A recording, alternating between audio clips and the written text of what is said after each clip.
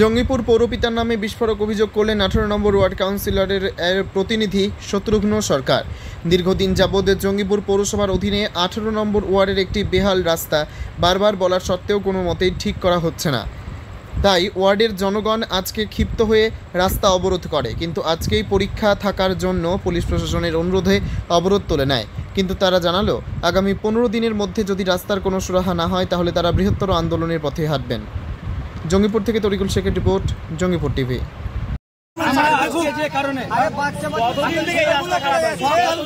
আজকে সকালবেলায় টোটো উল্টে 4টার সময় বাচ্চা ছেলে ছিল, আজকে সকালবেলায় ছিল, তার কারণে স্কুলের বাচ্চারা বলেন আবি যা বলেছে আমাদেরকে আমরা পরীক্ষার ক্ষেত্রে তাকিয়ে উঠিয়ে দিয়েছি।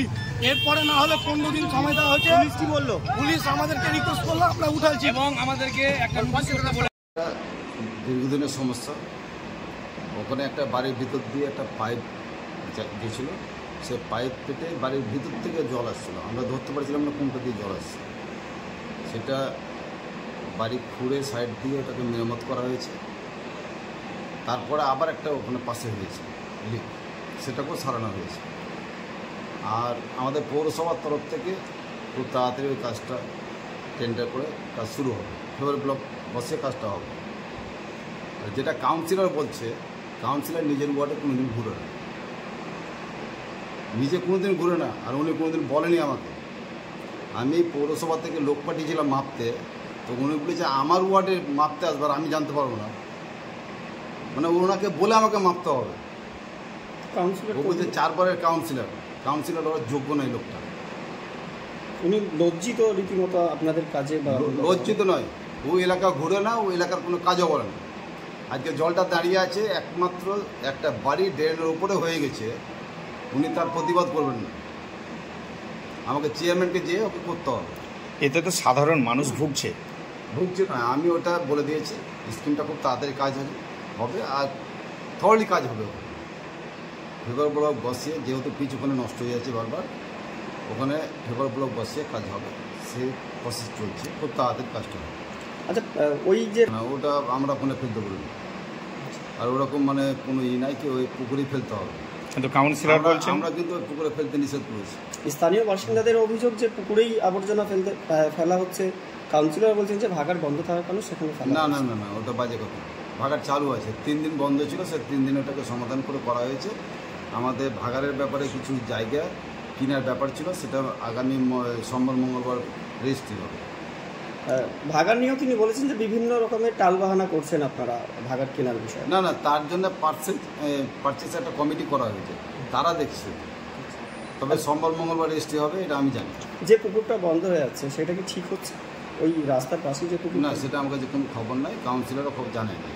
এখন তো জানতে পারলেন সংবাদ মাধ্যমে। দেখছি, আমি তদন্ত করে দেখছি, যদি বন্ধ হয় সেটা বন্ধ করতে দেওয়া হবে, পুকুর বন্ধ করতে দেওয়া। আপনার নাম? আমার নাম মফিজুল ইসলাম, জঙ্গিপুর পৌরসভার চেয়ারম্যান। যাওয়া উচিত, কিন্তু আমি যেতে পারছি না ওই লজ্জা থেকে।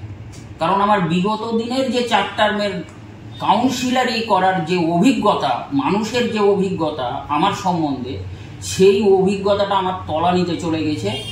একমাত্র এই কাস্টম অফিসের যে রাস্তা, সেই রাস্তা, আর হচ্ছে ঘোষপাড়ার রাস্তার জন্য। কার গাফিলতির জন্য হচ্ছে? এটা পৌর কর্তৃপক্ষের গাফিলতি। কেন? আমি এইভাবেও চ্যালেঞ্জ করে বলেছি যে এস্টিমেট করা হয়েছে মোটামুটি 10-12 লাখ টাকার। আমি চ্যালেঞ্জ করেছি যে যদি 10-12 লাখ টাকার কাজে যদি সমস্যার সমাধান না হয়, তাহলে আমি সেই টাকা ব্যক্তিগতভাবে আমি রিটার্ন দিয়ে দেবো। করছে না, কারণটা কি? এটা তো সেটা চেয়ারম্যান বলতে পারবে, পৌর কর্তৃপক্ষ বলতে পারবে। আমি মনে করছি ইন্টেনশনালি এটা হচ্ছে না। এতে তো সবশেষে তো আপনাদের সমস্যা বা সাধারণ মানুষের সমস্যা। সাধারণ মানুষের সমস্যা নয়, সব থেকে সমস্যা মনে করি আমার। কারণ আমি এই রঘুনাথগঞ্জে বাস করব, আর এই সামান্যতম সমস্যা একটা পদে থেকে, পৌর ওয়ার্ডের সেই ওয়ার্ডের পদে থেকে আমি এই সামান্য কাজটা করতে পারবো না, সেটা তো আমারও সমস্যা। আর একদিকে দেখা যাচ্ছে আপনার ফেসবুক ওয়ালে সম্বন্ধে আমাকে যদি কেউ ভাবে যে আমি শত্রুতা বশত বলছি, ওয়েলকাম, কিন্তু আমি বাস্তব বলছি।